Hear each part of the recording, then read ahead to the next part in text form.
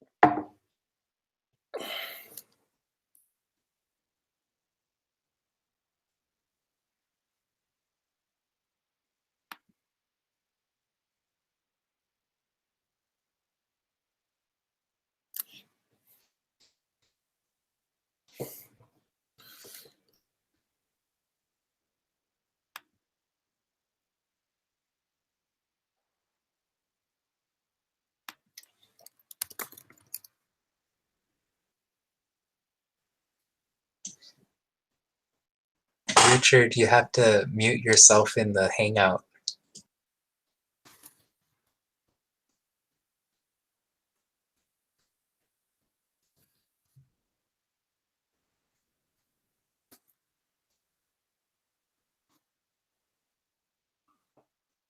We lost Richard.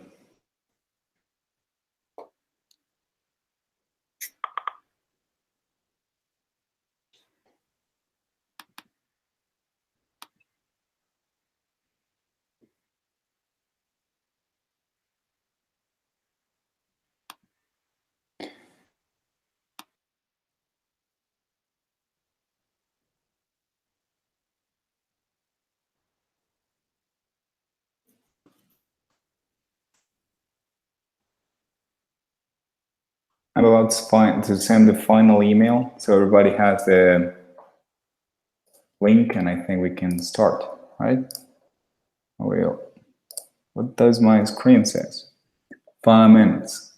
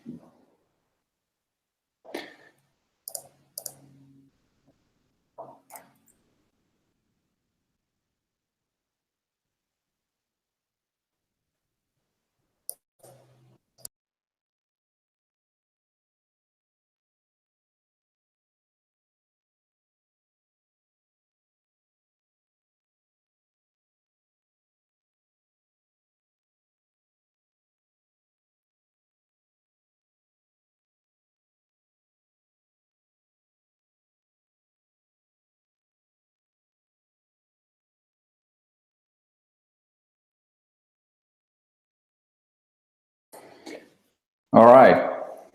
Should we get started, Sam? At least Sounds with good. the proceedings, and everything is going to be recorded. So in case something miss anything, or you prefer to wait, I'm also fine with that. I'm just on my end, I have everything ready. Good. I suppose we can start from my side as well.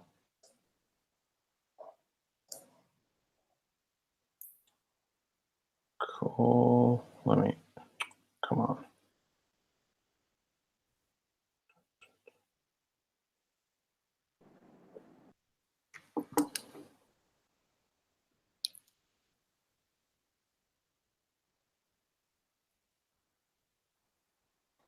Cool. All right. If we start, I'm Zan. I'm from Pusher. Thank you, Santiago, for having me today, and thanks everyone to join us on Saturday, so I could participate when it's actually bright, because I'm in London. I imagine most of you are based in the States. Yeah, so today we're going to be doing this workshop, which is going to showcase some of the features that Pusher provides to add real-time functionality in your web and mobile applications. Who we are? We're a London company. Let me share a screen a little bit. That will work.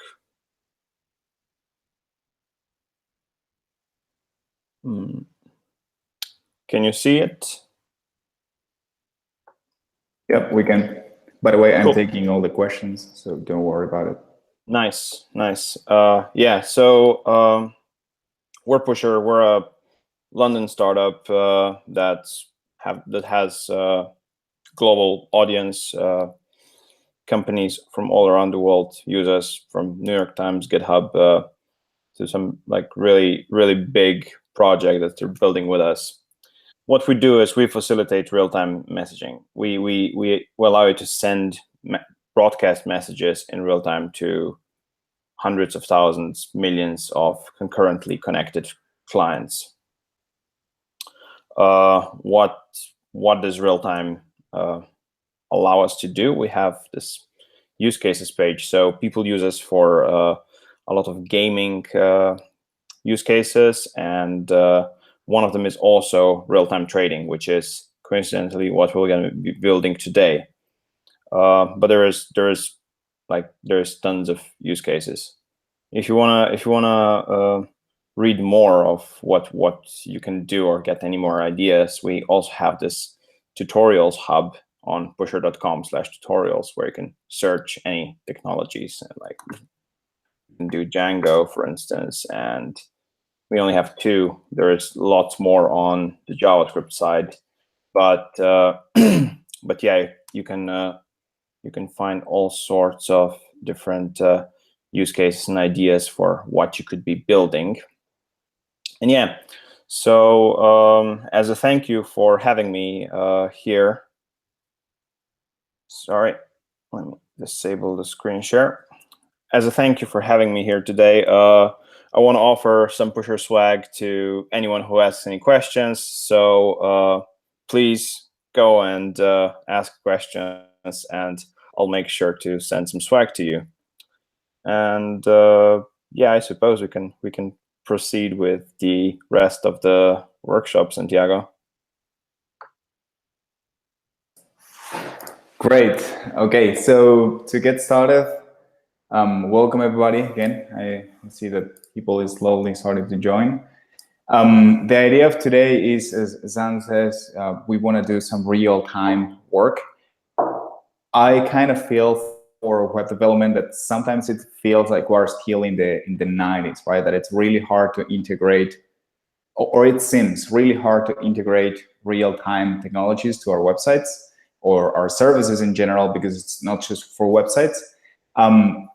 But then when you see technologies like Pusher, it makes it so simple, right? That you just need a few lines of code and you can add a ton of value for your users with it can be notifications that are useful to them, or they can be a core part of your functionality. And we experienced this firsthand in our company. We had to migrate a few systems, and we used just Pusher to communicate between these two integrated systems into one, only with the usage of real-time notifications. So it's super useful. Of course, you can picture it, right? Every major website or service that you're using today uses notification, from Twitter, Facebook, Amazon, and it is not that hard to integrate into your own, and again, add a ton of value to your users through these good features. So today we will be working with, and I will be sharing the links. Give me 1 second so I can share all these links with you. With these, and by the way, I'm going to start sharing my screen. There you go. I want you to go to these URL. There you go. In which you will find the demo for this current the application that we're working with today. By the way, it's not working because I needed to start pushing the events, but of course we're going to do that live. But also I wanted to share with you the list of users. So I will do it in a second. Zen, do you have the spreadsheet with the users, or I have it right here? Hi, Santiago, the bit.ly link is 404ing for some reason for me. Is it? Oh, all right. Yeah. I will just send the direct one then.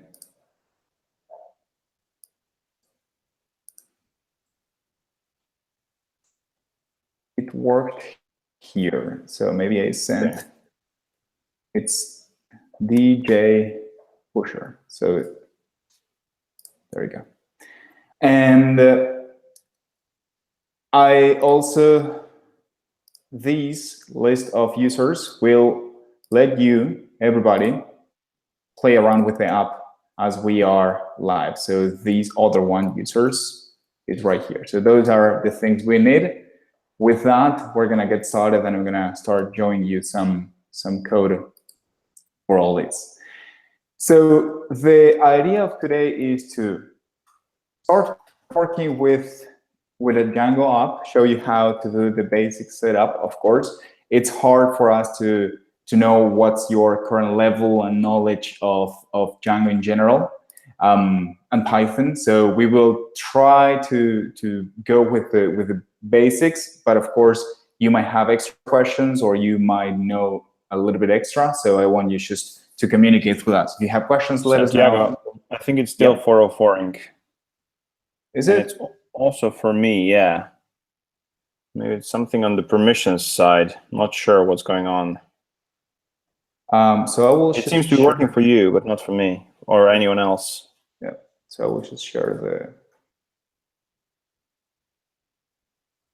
the live one. There we go. So it's something. All right. Save. So this one works, yeah. Weird. No problem. And again, the idea is that you can start working with all these. I could turn in the notifications so you folks start seeing some real data to get started with, and you see data up here and right there. So again, we're gonna do a quick summary of the Django app, and we will of course focus on the real time features, because it's usually, again, it seems like it's hard to integrate them. It's hard to find documentation about it, but you will see that just a few lines of code, less than 100 lines of code, we're going to implement a lot of real-time issues that seem so neat. So you see here all these charts that are being updated real-time with different coin prices. This is, again, real-time with Pusher and Django. It's just a really simple integration, and I honestly tell you that it's just like 10 lines of code to make all this work. So the application that we will be building will have different actors. And again, I'm going to do a quick overview of the app, and then we're going to start digging deeper into the code and how it works. We will be consuming Bitcoin data, not just Bitcoin, but different coins data. I will usually just say Bitcoin for simplicity, from a given number of services. In this case, we're going to use Bitstamp, and we're also going to use Bitfinex that for simplicity, I didn't get it here.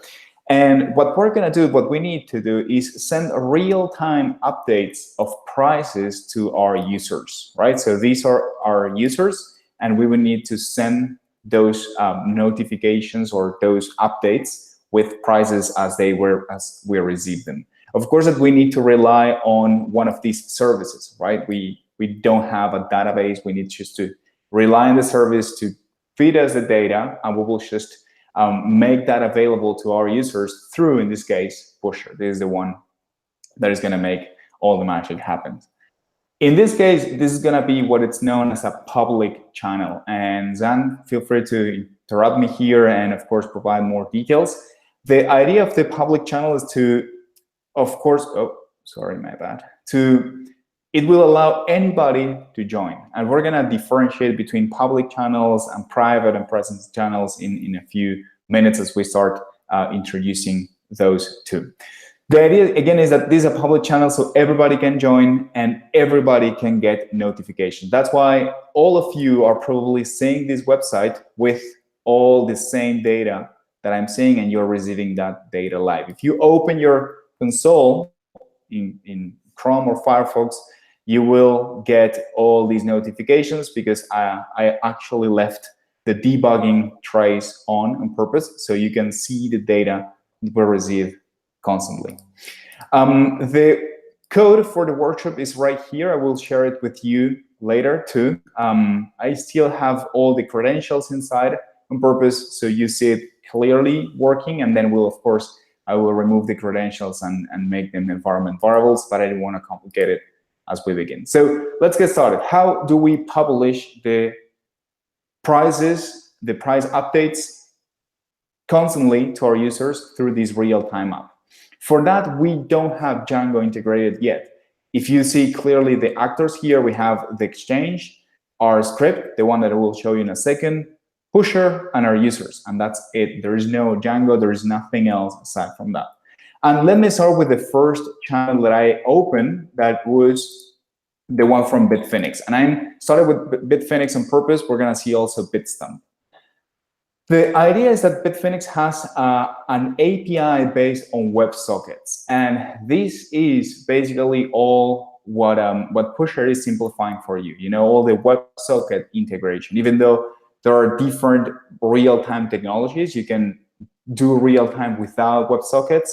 With today's browsers and technologies, usually it involves WebSockets. So we need to connect. So in this case, we are in this subset of the application, we are clients of the exchange, and we are the clients, the WebSocket clients in this case, and we're using Python for that. What we're doing is just listening to all the updates that the exchange is submitting or sending to us, right? So we can then forward them to our users. So here, if we concentrate in this subset, we are clients. Of course, we will then be servers, if you want, submitting the data, but in this subset, we're just clients. And what we do is we need to use the WebSocket library, which we need to implement the whole WebSocket thing. And that's why you will see that this code is kind of cumbersome. On top of that, the Bitfinex API is not that friendly. So I have a lot of dynamic methods depending based on the type of the data and with some different callbacks. So it might be a little bit hard to read. But I want you to focus only in this method right here. When Bitfinex sends you the data, what we do is we extract the last price that Bitfinex is sending. We also know the symbol of the currency, and we also know the currency name based on that symbol. So we have something like the last price, BTC, and Bitcoin, something like that. Actually, we need to keep these pairs that Bitfinex is using, and we're going to also see something related with Bitstamp. This is more how to use Bitfinex and Bitstamp API than Pusher or Django or Python. So I don't want to waste a lot of time in that. But I just want you to see these lines right here. We're getting these symbols, prices, and currency that I told you before. And what we do is we do self.notify. And these, I'm going to show you, of course, this method in a second, will be the one that is connecting to Pusher and sending the code to all our users. For that, what we do is these methods, super simple right here, so, notify. By the way, all these classes will extend from this base client. And what we do is just use Pusher to connect to the currency channel. In this case, it's going to be prices, _ BTC, ETH, or ALTC, depending on the currency right here, depending on the currency. And we just trigger a new message. So we say, this Pusher client trigger to this channel, again, prices BTC, prices LTC, a new price event. This is the name of the event. I just received a new price. And I add some extra information to that event. And in this case, is this given exchange, because actually this will work with multiple exchanges. I will show that in a second. This exchange has just, I want to publish this price from this exchange, this price at this given timestamp. And that is the Pusher notification. It's basically sending this message here, and then Pusher is taking care of everything else for us. So I'm going to show you to Sorry, Santiago. Yep. Someone asked if you could zoom in the Atom code a little bit. Yep. Good idea. I think that should be fine. Well, it's fine. So here, what I want to do is I want to, of course, consume these events, right? So these clients right here are consuming the events. And what I will be doing is I just need to subscribe to those channels from Pusher. So then Pusher will be sending the notification to us. So here, the only thing that I need to do is I subscribe to each one of these channels, in this case, BTC, ETH, LTC. I define a function that it's a little bit generic to handle every different price update. But what I do is I just receive, whenever I receive a price update, I receive this data object that has everything: the exchange name, the timestamp in it was sent, sorry, the price, and of course I have the symbol. So all is updated right there for us. So if you could count, if you want, how many lines we used to implement this, we used right here a few to send the notification, or the triggering the notification to Pusher, or the event actually, and a few others to subscribe to the channel and get the price updates. And with that, what I am doing is I am updating in real life both these prices right here and the ones in the chart below. So all that is happening in real life. And actually, these events, the way you submit these events is kind of really dynamic. You can add any data you want here. So that's why I'm also sending the exchange. And if I want, I could Bitstamp. I can turn the Bitstamp client on. And now we're sending notifications for both Bitstamp and Bitfinex. The charts, as we receive Bitstamp data, are going to start behaving a little bit crazy until we have data related in time. But you see there two different prices, and actually you can do some arbitrage right here, right? You could buy low and sell high in Bitfinex and Bitstamp. So again, all these is happening in real time, sorry, without much effort from our side. This is the base of the public channel interaction we're doing. And again, we haven't even started with Django because we don't need it. This is going to be useful, and it's going to work for any application that you have, regardless of your backend. As long as you're sending the notifications to Pusher, Pusher is taking care of all the infrastructure and all the code required to notify each one of your users. And by the way, I'm using, of course, only JavaScript here. But Zan, can you give us a little bit more precision? You also have clients for iOS and also Android? So yeah, our primary clients are JS, Android, and iOS. There is also one for .NET, and like third parties have created kind of clients that allow you to subscribe on different over the what's usually called server-side technologies. Because usually the clients are the ones who subscribe, and we'd like to focus on mostly the bigger kind of mobile and front-end tech. For server side, you have besides Python, Django, you have Rails, .NET, Java, like you name it, like any big server side technology, we're usually covering it. So that's pretty much it. Cool. Yeah, so you can, with this code, having this code, it's super simple to add, for example, a mobile app. You just create a mobile application, you connect to Pusher, and now these updates will be just sent immediately there. There's no infrastructure you need to either add or maintain. And that's the big advantage right here.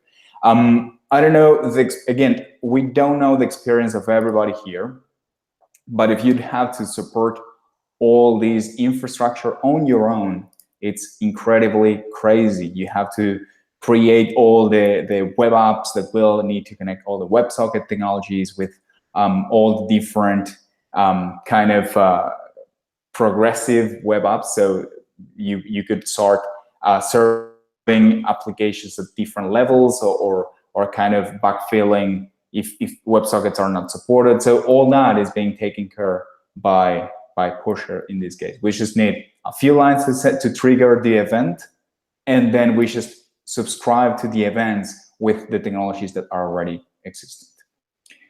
So now I told you we started with Bitfinex here because this one was using the traditional WebSocket client API. I needed to connect, and here's the code once again.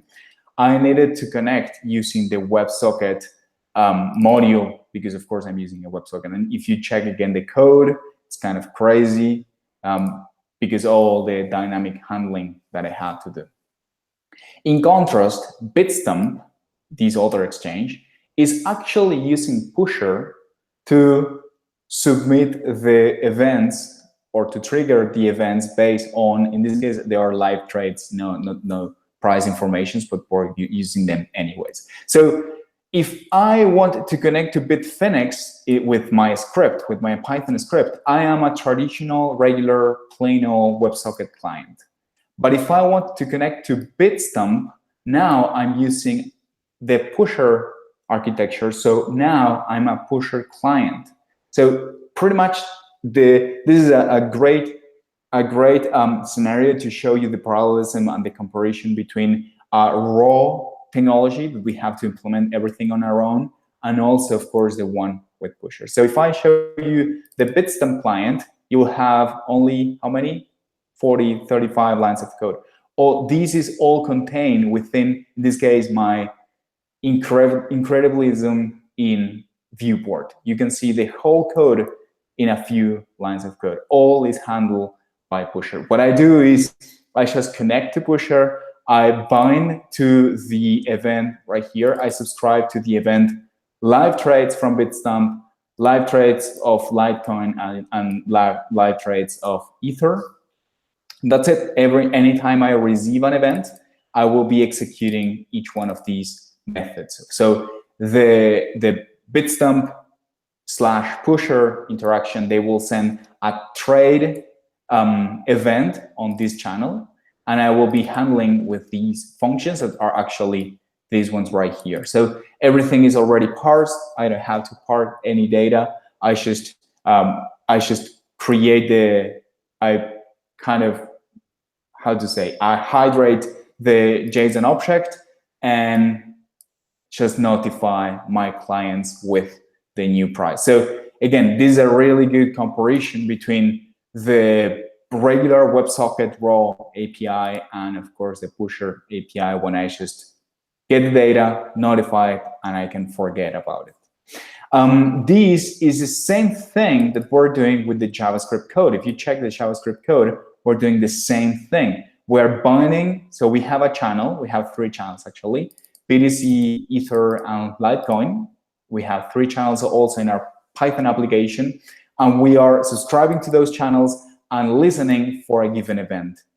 In this case, the listening is basically this bind method. That's the terminology used by Pusher. So again, we're using, in this part, we're clients, and as soon as we receive the events, we become notifiers, servers, and we are pushing the events. So that is the starting part, and this is again a public channel. So there is no authentication needed. There's no infrastructure that we need to build. Just receive the events and trigger them again. What I'm going to show you now is the basics of the Python app, so we can start also seeing the notification side here. So let me first turn these servers so I show it to you locally. Santiago. Yep. There was a question from someone who asked, how does this compare with Django channels? Now, I'm no Django expert, so this might be a better question for yourself. Django channels it's actually a really good question. It's an ongoing project by the Django people, so there are a lot of maintainers of Django involved, so it's a good thing, which is trying to bring more. It's not just real time, it's an event-based web framework. Django today is what a regular web framework was throughout this entire history. So it feels a lot like in the 90s. There's a regular HTTP request response cycle. I send a request to this page. It's handled by the Django server. The Django server is returning the response. So it's a kind of back and forth cycle from regular HTTP. The idea of Django channels is to make Django look a little bit more like Node.js, where it's an event-based system. You send a request. Django has like an event loop, and it's constantly. You can, for example, go to, I don't know, do a networking request, and that will be placed in the event queue, and when it's returned, it's then returned back to the client. So it is of course useful for real-time communications, because you don't have to set up, you don't have all that extra overhead of the regular HTTP response cycle, but it's a little bit more than just real-time. It's to turn Django into an event-based system. There is actually, I think, a WebSocket example in the documentation for you folks to see. It's of course, so if you have the regular Django setup, you cannot do anything like WebSockets, because if every tiny piece of communication needs to go through the entire Django cycle, it's crazy. It's not something that can be handled easily. It's a lot of resources. So that's basically the idea. So how is this app working? We try to keep it as simple as possible in terms of the models we need to use and the setup. We are here. We have this hypothetical app where we will be doing live trading. We will be seeing the Bitcoin price update, and then we will place buying orders. It's of course super dummy. There is nothing. There's no checks, there is nothing, there's no budget. It's just, you can place orders within the system. And the models we have, and this is useful for the authentication later. Actually, the only reasoning behind this is to show you a little bit more advanced authentication.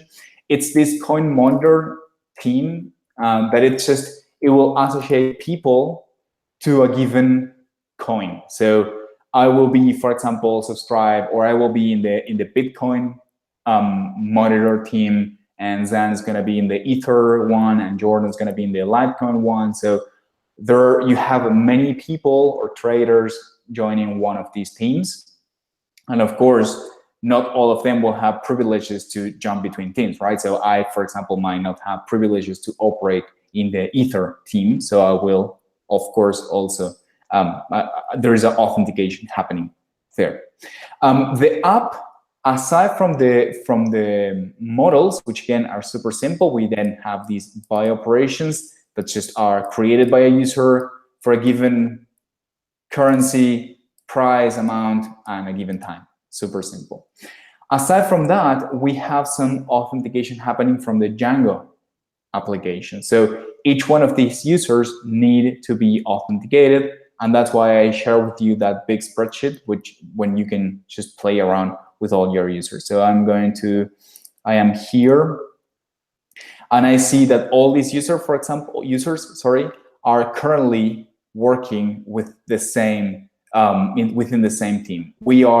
These are all the currently logged in Bitcoin traders. We are all in the Bitcoin channel, and I can see in real time who's connected, and that's of course going to be also provided by Pusher. And actually, there you go. We're seeing the real time purchase orders or buy orders right there. So let's go back again to our app really quickly. What we will need to do here is combine both the public channels with the presence channels, those kind of private channels that I told you a few minutes ago.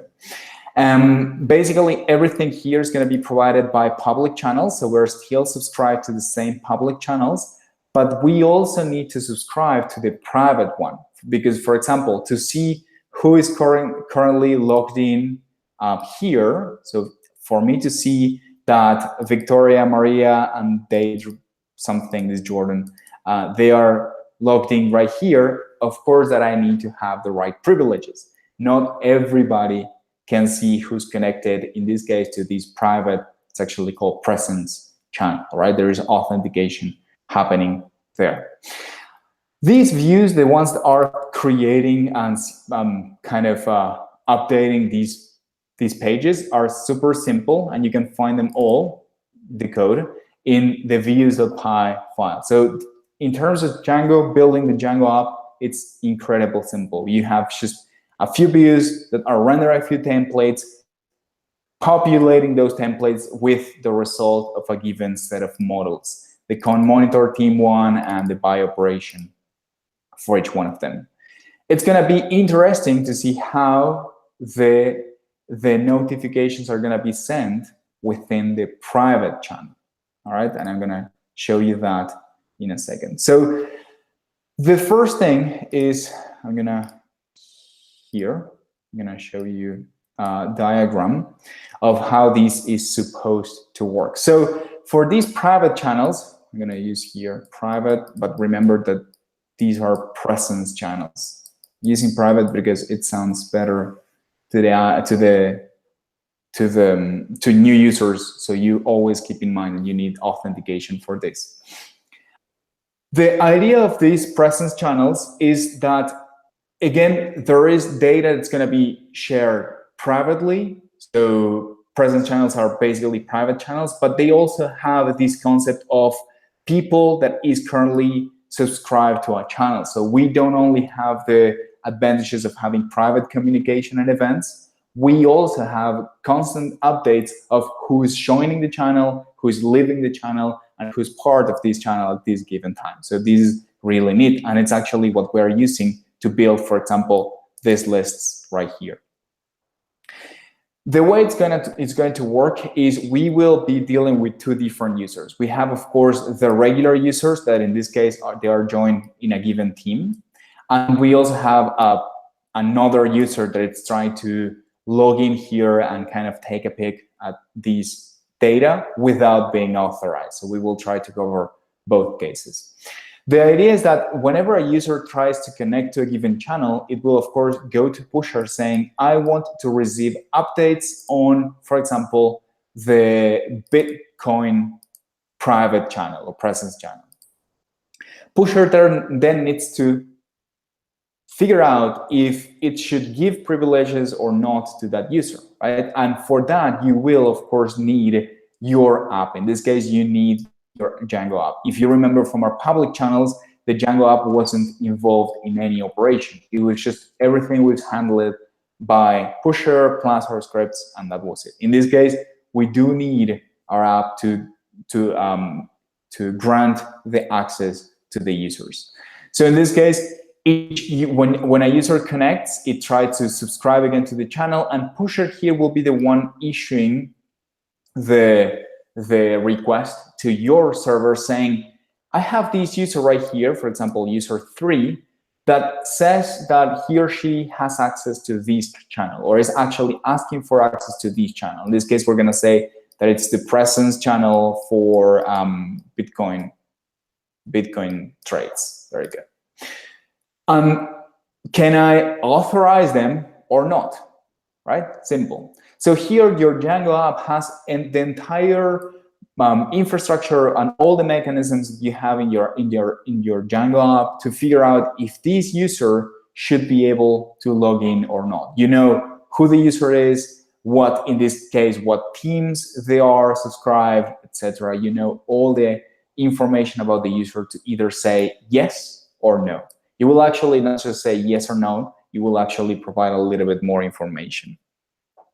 And with that, then Pusher will either grant or not, of course, the access to these users to those given channels. All right, so that's conceptually how it's going to work. And of course, we're going to show the code in a second. To do that, what I'm going to use is first, I'm going to show you the JavaScript code, the one that the user will try to subscribe. And what you will see that it looks a lot like the previous public one, and this is a really good advantage. From a client-side perspective, you don't need to do anything extra. You just need to connect to the channel and listen or bind to given events happening, and that's it. As this is a presence channel, remember that you don't have just the private events that are being sent. You also have constant information of who is subscribed. You have basically a list of members of this given team when at the moment you subscribe, and the moment when a new member is added or when a new member is removed. So if a new member is removed, you will see this list right here shrinking. And how is that? The first thing is, as usual, you try to subscribe to a given channel. In this case, I named them. I think Zan, you can correct me here. Every presence channel needs to start with the word presence. Every private channel needs to start with the word private. That's correct. Mandatory. And I just added the channel part plus the symbol. So it's going to be private. Actually, if I open the console here, you will see it probably. Have a lot of data. Just log in again.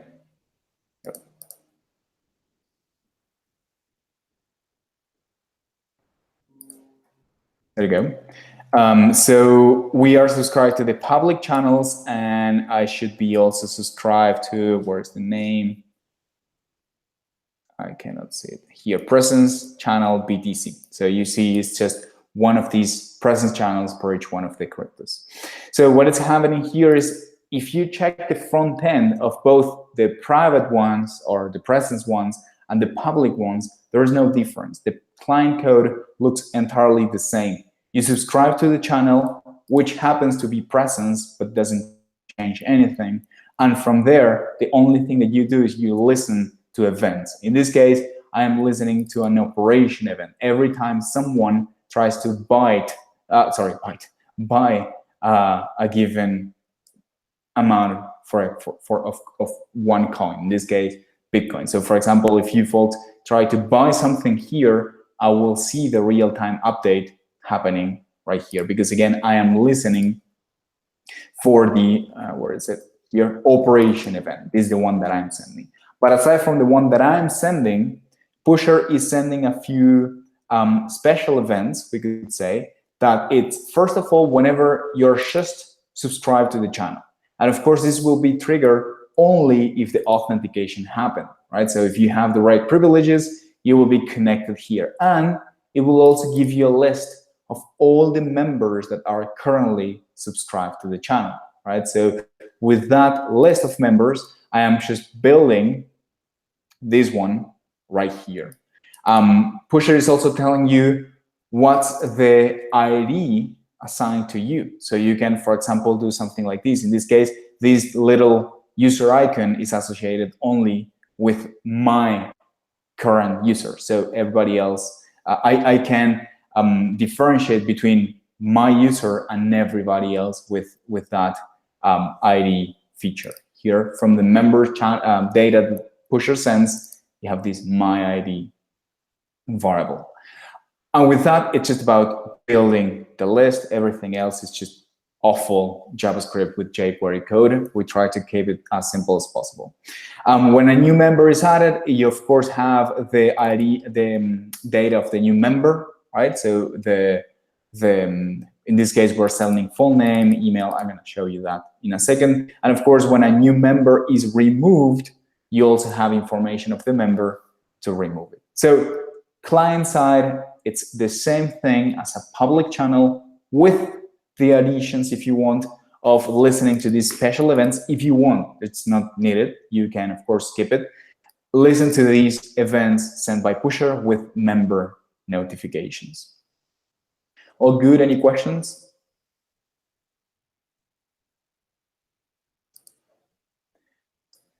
So I'm going to dig deeper now into how the authentication part works, how Django needs to manage all these, because again, this is a Django Pusher workshop, not just Django, not just Pusher. So we want to show you how to do this with Django, and actually it's going to work pretty similarly with other Python frameworks, because we've also tried it with Flask, for example, and it's pretty much the same thing. So to get us started, the first thing we need to do is, remember when I told you that Pusher was using your web app? Again, the user is trying here. The user, I'm gonna type here. Sorry, Santiago, let me interrupt a little bit. There was a question, can you move a member from one team to another? So I see that should be quite simple to do. Or channel. So yeah, can you move a member from one channel to another? So I mean, a member would have to subscribe to that channel, would have to call the subscribe to a different channel, and that's how you would do that. Yeah. Yeah, I don't think, yeah, that question is, I think it's more of use case of the app, right? Like domain, a given. So if you support it from a product standpoint, so if, for example, you support here that one user can be moved, and with that, the user should be the one, in this case, opening the Ether page, for example. It's not something that you are going to do manually, right, Sam? Yeah, precisely.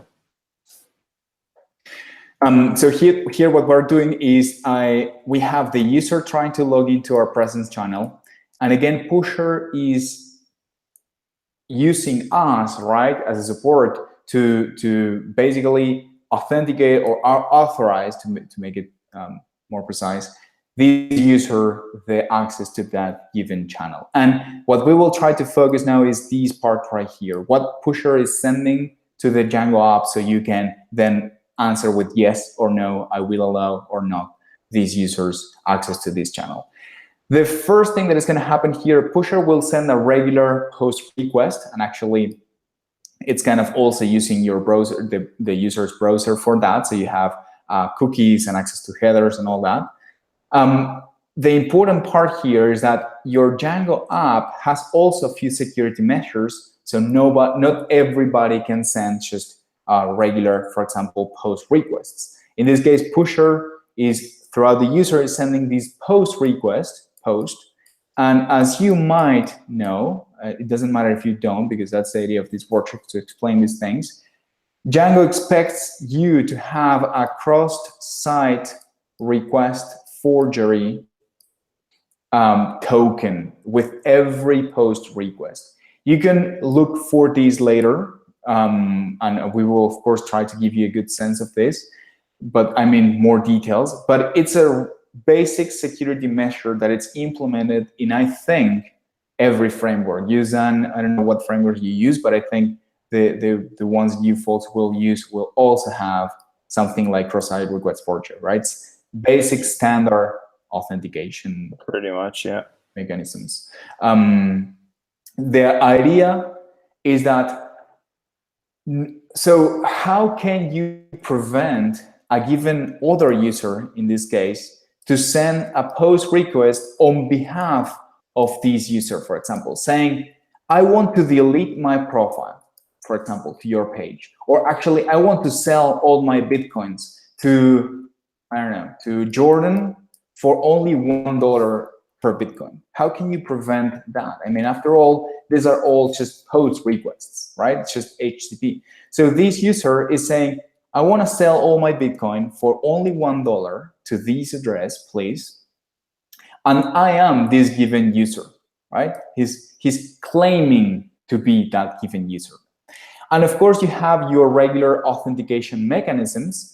But in this case, what the cross-side request forgery is doing, it's also including a given unique token per user's request, we could say. It might change, but basically, every time you load this page, Django, in this case, will generate one of these cross-side request forgery tokens, and it will remember who used that token, to put it simple.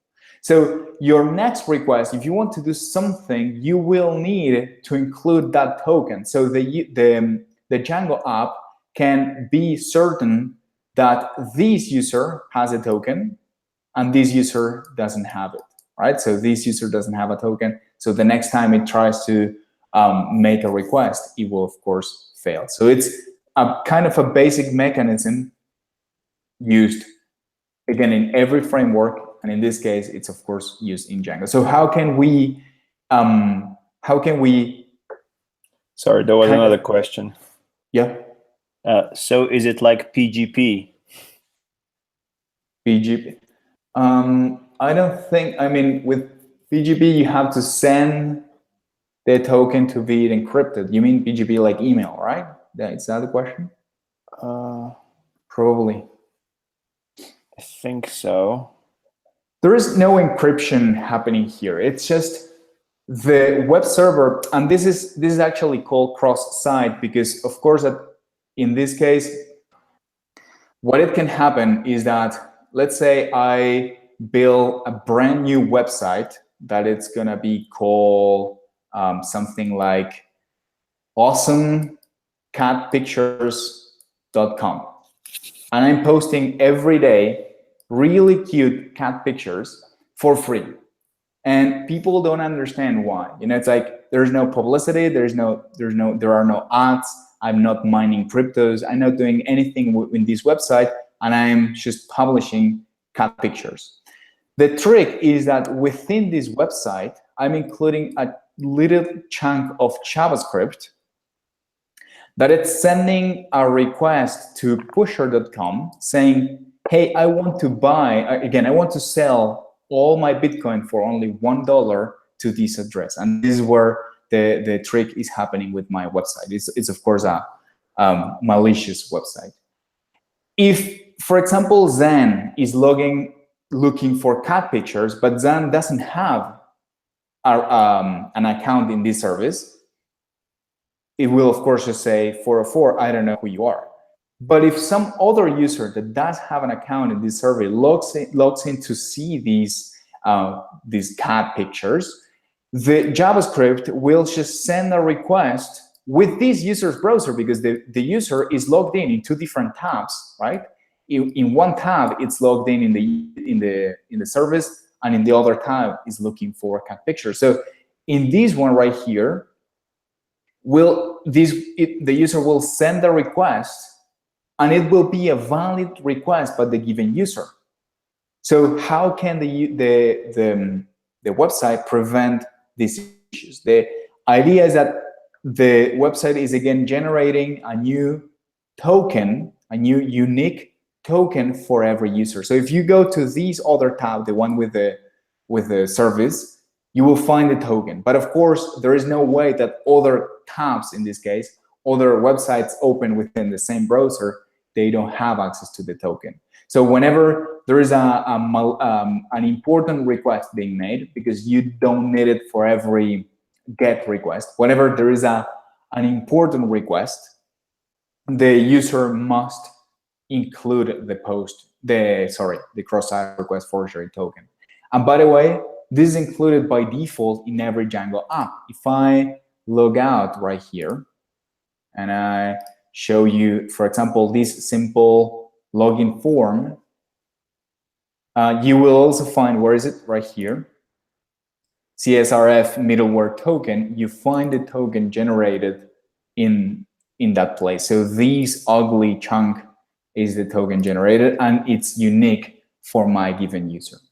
So again, going back to the authentication part, we need to include the cross-site request forgery token for the pusher authentication, because we are fine with pusher. We are allowing pusher to send, in this case, authentication requests to our website.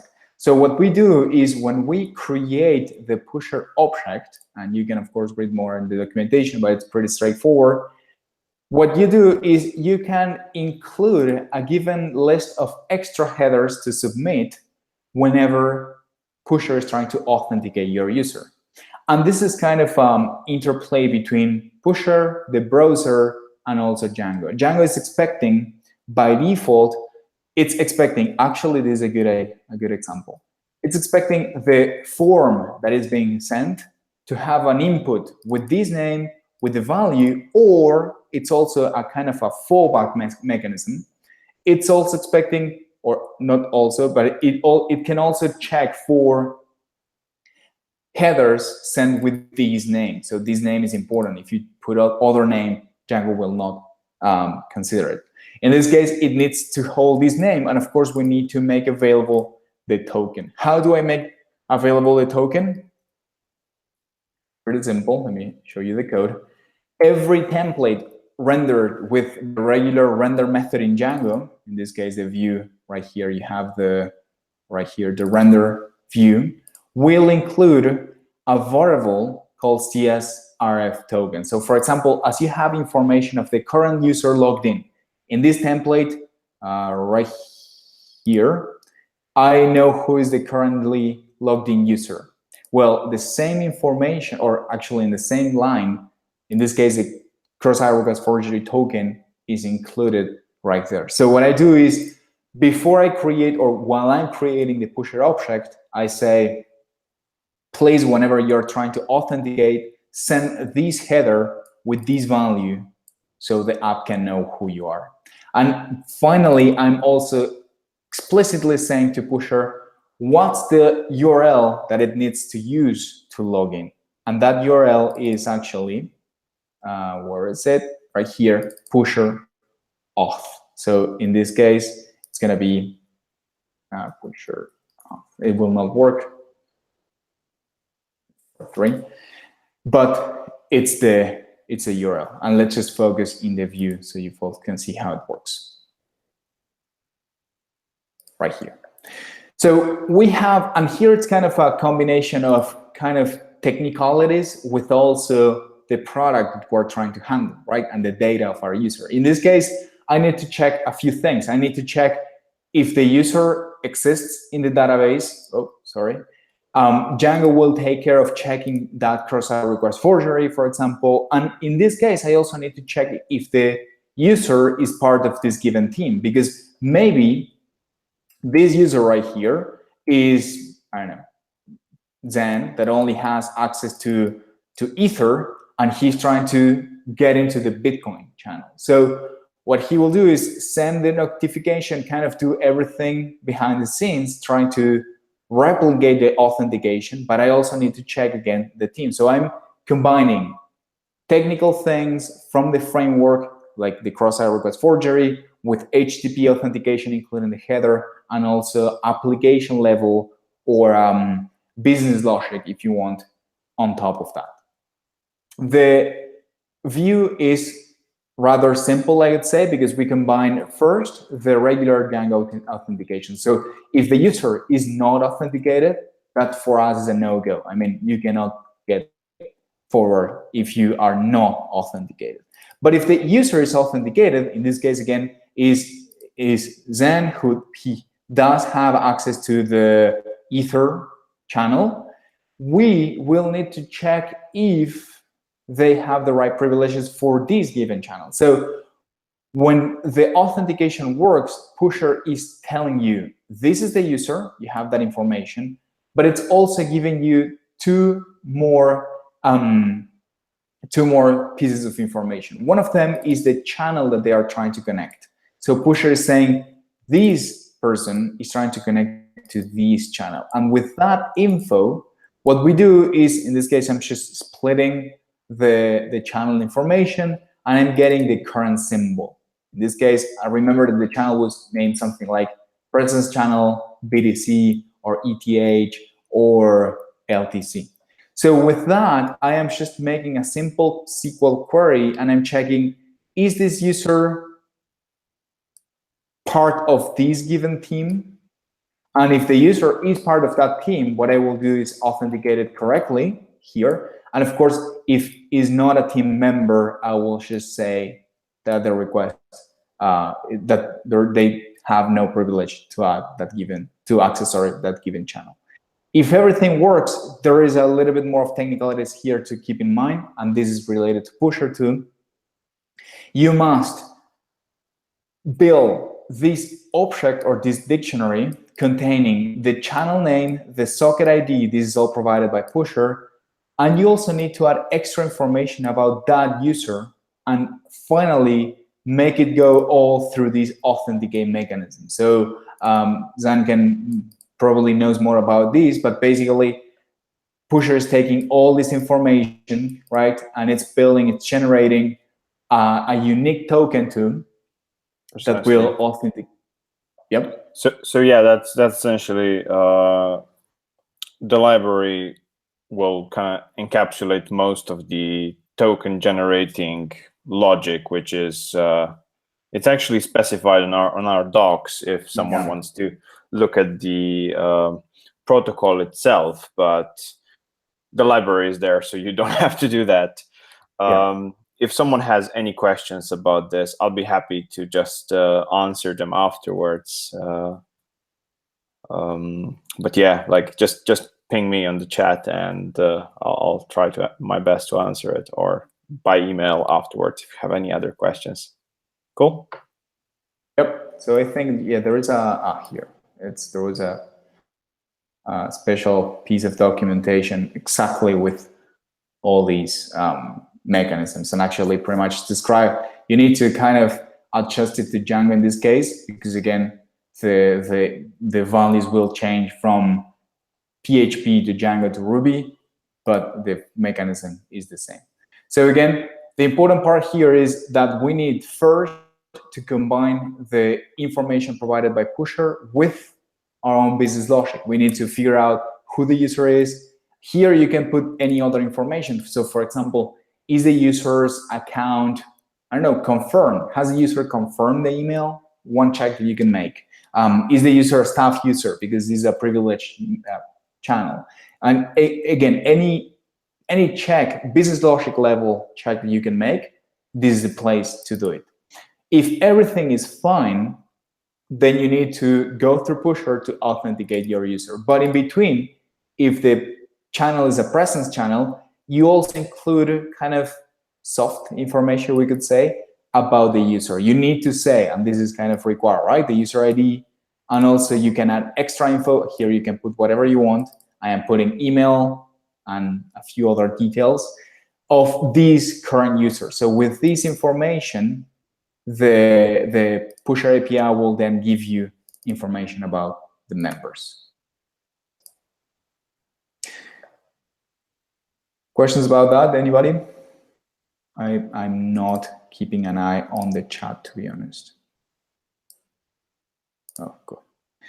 All right. So focusing a little bit more on the Django app now.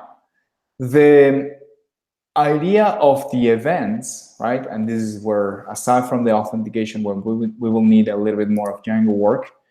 The idea is that whenever someone is trying to make one of these purchases, for example, here, what we will be doing is we need to combine the Django part with our models, right? Saving, in this case, saving the buy operation object. If I reload this page, all these objects are right there. I need to keep that in my database and combine that with real-time notifications that I need to do to my users. And that's all contained in, where is it? There's a buy right here, theme by view.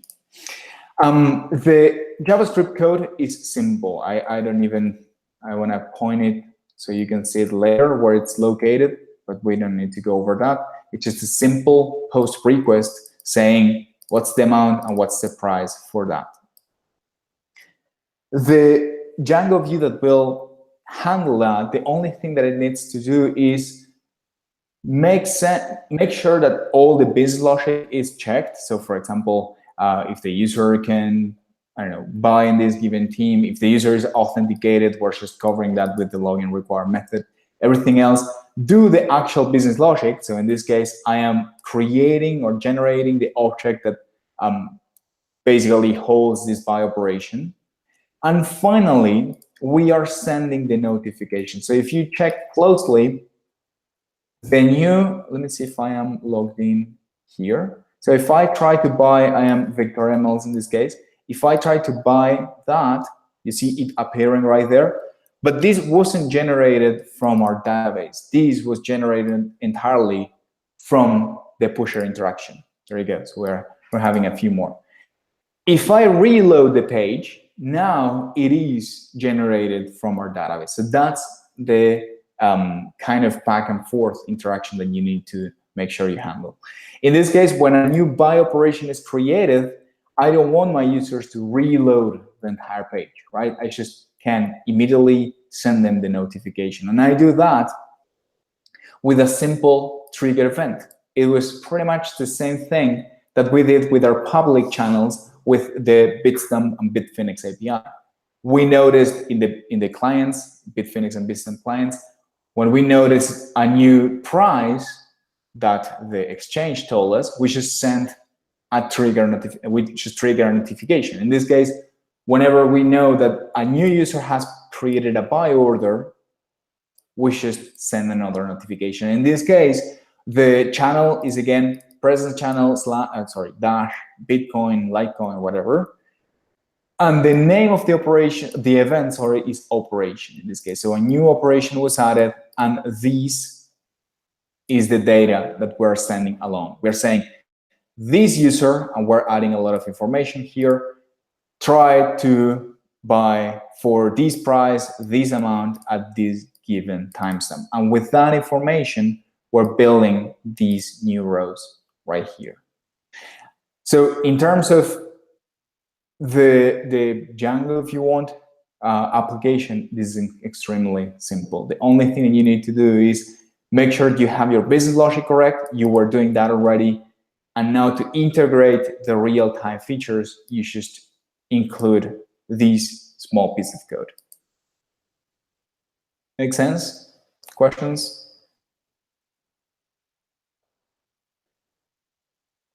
Zan, do you have a given convention for event names? Yeah, so there is so many use cases for this service that we just encourage people to use whatever makes sense for them, because like some people have a small number of events and large number of channels, and some people have a large number of events and a small number of channels. So it's all specific to their use case. Santiago, can you please copy the link to the GitHub repository to the chat? Yes. I cannot paste links. Someone asked for it. By the way, do you usually use verbs here or nouns, or it just depends? It all depends on the use case. It's really like it could be new message or trade or operation. It's completely fine. Okay, good. Yeah, what we've done, and this is kind of the use case in our company, was we kind of created a document describing each channel, and within each channel, the valid events that we were submitting with the information included, because we started to have a few more and it grew kind of crazy to maintain them. So if you folks are having either too many channels or too many events, right? It's a good practice. It's a good idea. And I don't know if it's a good practice in general. For us, it worked really well to just document at least the events and the data that was carried along those events. That's probably a good idea always to document stuff. So definitely. So let me see. We have one more thing to check. Yes.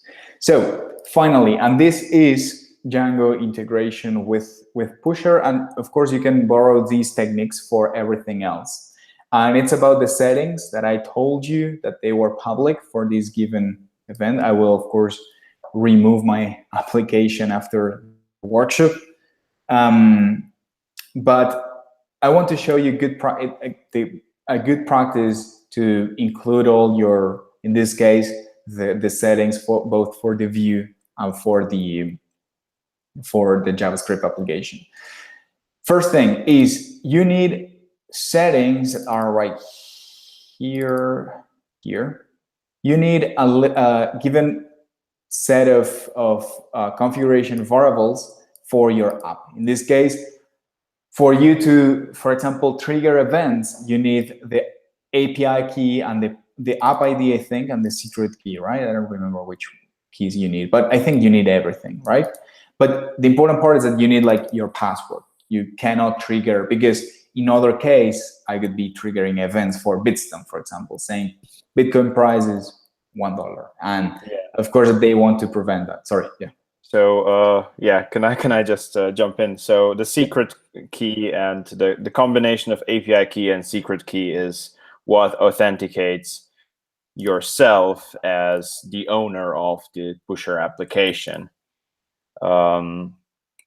So each application will have a different set of secret keys and app keys and all that. And Pusher app ID is, no, actually API key is what you can use on the client side to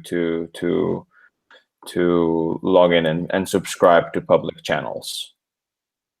You can actually trigger from the client as well, obviously, but that's then authenticated on your server, which has your secret key. That's how it all kind of comes together. So you also have public channels can have also client-client communication, right? If you enable it. Public channels, no, presence channels.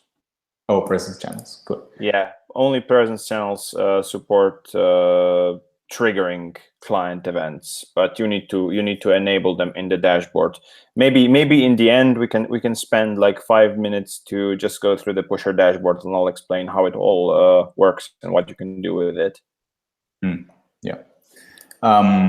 But the general idea is the same, right? You don't want external people to be triggering events to your channels, because again, you might be sending sensible information throughout those channels. In this case, again, Bitstamp is sending trades event right here. It's sending real information to users through Pusher. So you want to limit, of course, it's like a password, it's like a key that you need to make that happen. So this combination of keys for the client, you need the API key. For triggering events, you need the app ID and the secret key. The idea is to keep them all in the same place, so you have good administration of that. And of course, if you start distributing among different places, at some point, one is gonna to leak. Also, it's not a good practice, I think, in our case at least, to, for example, hard code your pusher keys right here, because you might have different environments, right? So staging, development, production, you might have different environments where the same front end is used. So you need to set these as a configuration variable. How we're doing this, and it's actually a real life use case. We use context processors, which is a feature from Django. And it's a super simple feature, but basically it lets you add extra information to your templates with every new request, right? So every new request that it's being made to your server, you just handle it, and at some point you will return a render, right? You just say, I want to render this template. With that render template, you also, of course, pass data that will be used by that template to build the final view for the user, right? In the same way, you can also add context processor to your templates that will add extra information on top of this, right, to those templates. So in this case, we're building a super simple context processor. It's called Pusher settings, and we're including both the API key and the cluster that we need for the front end. And then what we do in the template, in this case, in the base template, the one the other templates will stem from, we just add a global configuration variable that holds all these keys. So the first thing that is rendering this template are the keys for our entire application, right? So right there we set the API key and the cluster. So then, within the JavaScript code, the only thing that you need to do is connect to that global key. And what will happen is that if you have, for example, here, I made this on purpose. For right now, I don't have different keys for Pusher, but I could easily change the app ID, API ID, and secret key. Sorry, got them confused. Both for production and development. And I could be loading two different environments in two different servers, but with the same working code. The code here is going to change. The code in the view, that one triggering the event right here, couldn't change, because everything is handled by the settings, right? So whenever the settings are generated, you are basically publishing those to the final JavaScript. So that is also a good practice to use within Django. Make sense? Questions?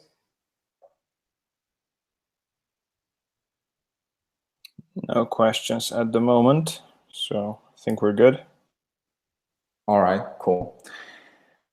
So kind of to wrap it up, remember in this particular project, we had two big parts, right? One of them was this public one, and especially for those that want to start to extend the project. By the way, we have a few ideas that I'm including in the repo, but of course they are about not just buying, but selling the coins that you've just bought. So the overview again here is that you have two different parts here, and everything is glued together in this case with Pusher. You are having a public service. In this case, is the one that it's publishing constantly the prices from different exchanges, and you are connecting that to your users through Pusher. You're just listening to updates there, and you are sending triggering events that will also be handled and listened by users. And also you have your private here part. In this case, we do need the Django part, remember, and it's the one that it's kind of being grouping users together, if you want. So in this case, this page died on me.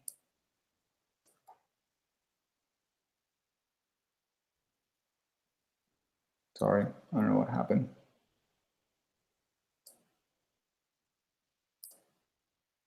Well, This page, the one with the team, right, is the one grouping people together. And it's also connected through the Pusher service. The idea is that we are kind of gluing two parts together with Pusher. The individual scripts, these can be legacy code that you have. It can be a different programming language, because at the end, you're just relying on the infrastructure to send the events. And both parts of the application are glued together with this service. I don't know what happened with the app. It just died on me. Maybe I can show it right here.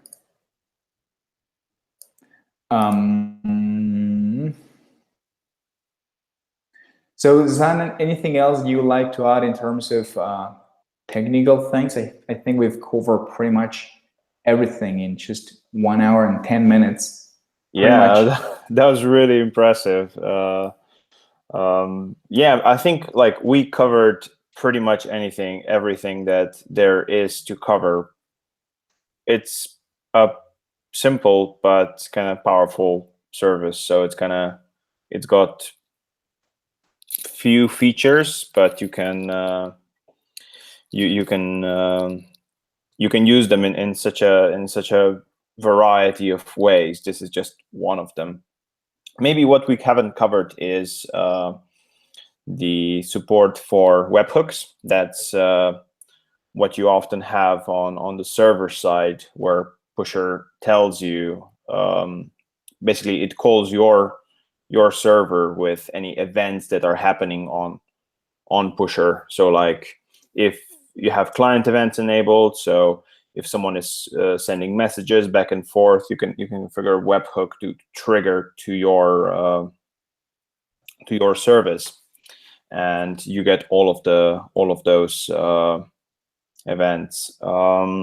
You can also monitor channels if channels have been occupied or vacated.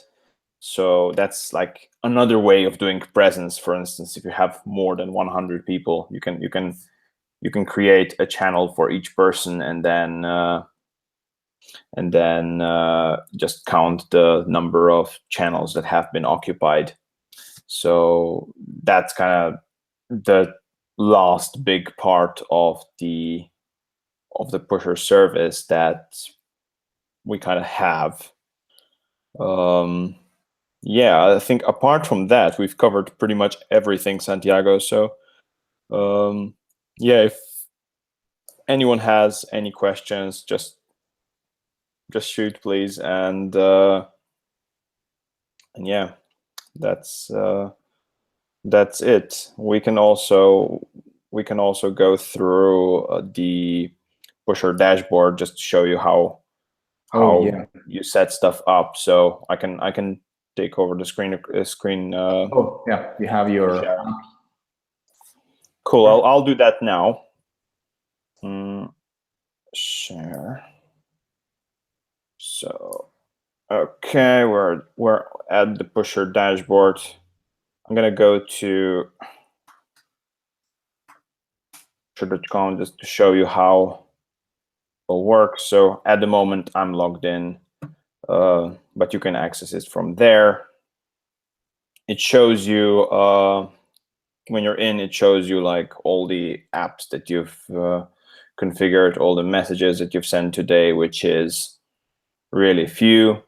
This one connection that you can see here is actually the dashboard connecting in order to produce the dashboard.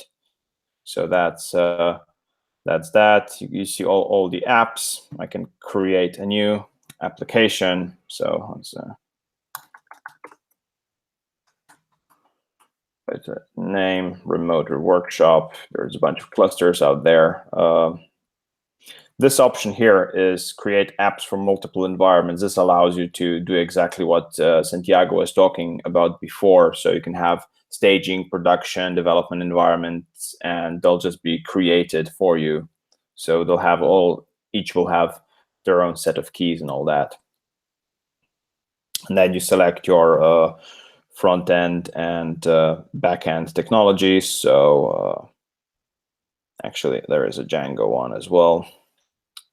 You can tell us what you're building, but it's by no means required. And this is the dashboard that you see when you kind of enter it. And when you first create it, you're greeted by this getting started guide, which basically shows you the tag that you've chosen on the previous step. So I've chosen JS, so this is the client code that I need to integrate, and on the right side you see the server side code that you need to integrate. So I install Pusher, and then I instantiate my server client, and I can trigger my events. You can also just switch between these things. Keys are all in the keys tab. And yeah, you can see that this is the development version of the app. There is also one for staging and prod.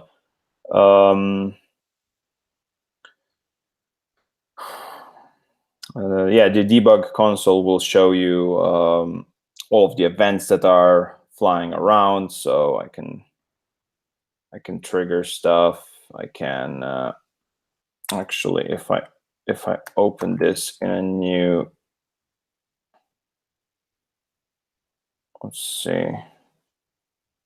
Yeah, see, I've just reconnected. I can see this connection to the dashboard, which has been reestablished by the other tab that I've just opened. So that's that. We mentioned webhooks. So you'd essentially configure it here and say this is for the channel existence. So channel created, channel vacated, presence. So user joined, user left for presence channels, and the client events if the clients are triggering something. Push notifications are a separate service that we're doing, which is allowed to send push notifications to iOS and Android clients and stuff like that. Yeah, in order to enable client events, you do it from here. Basically, if you want to send, if you want to have clients sending things, you do it from here. And yeah, that's essentially all there is to it. I can show you if you want let me do it really quickly. This activity that we had today, this is a current one, and all the events are right here. So that's a lot better because you have a bunch of events being triggered. Yeah, of course, the Bitstamp API, every time that a new one of these is happening, we're notifying the Pusher API, so that's why we have so many. But as Zan was saying, this is the data that you are seeing real life. And there is actually a really neat free tier to try it, because we have, for example, we didn't even get into the limits of the free tier, so it's pretty good. Yeah, like for any just trying out and playing around and making something that, like a prototype, the free tier is going to be more than enough. I think you can do like 100 concurrent connections, which is like if your kind of architecture happen in a way that's a bit clever, then you can even make a production app on the free tier. I'm pretty sure you could do that for a lot of use cases. Yeah, and there is like, I'm not sure how many messages we can actually send for free, but they're like super generous daily limits. Yeah, I sent 80,000 already, and we were good. So okay, so now for the most interesting part of the workshop. Is there any more questions at all? Or if there is none, please, if you could email me on zan@pusher.com with the rmotr workshop in the subject, then I can send you some swag, basically. So if you'd like it, and Yeah, I'll send you some Pusher swag. It's basically a T-shirt like this. Actually, yeah. We'll need T-shirt size. We do male and female sizes, and your mailing address, obviously.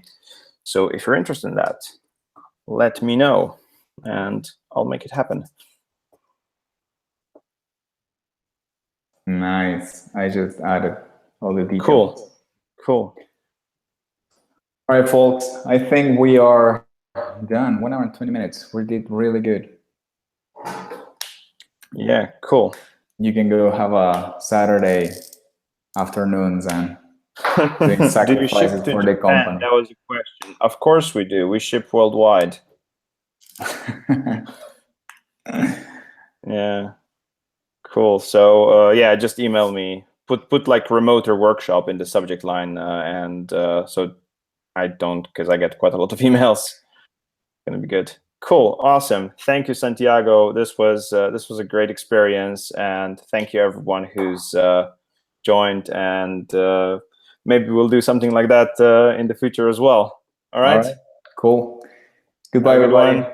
Thank you for joining, and see you around. See ya.